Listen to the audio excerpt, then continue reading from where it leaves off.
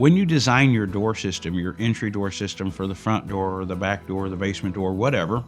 going from the house, from inside the house to the exterior, you have a cornucopia of hardware to choose from. You can go from very simplistic to the old-fashioned doorknob with a deadbolt, thumb-turn deadbolt,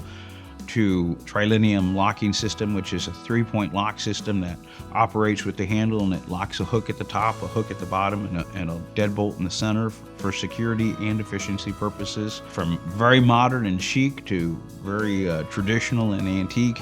we've got all different styles of hardware to choose from and to fit various different budgets and all different designs of homes. And then we have all the popular finishes from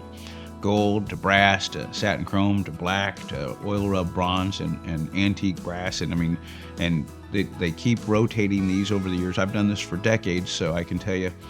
I remember when brass was popular and oil rub bronze was, oh my God, who would put that in their home, to oil rub bronze was huge and who would put brass in their home, and it keeps rotating. But we essentially carry all different finishes and numerous different styles to accommodate whatever your like and love is for your appearance of your hardware.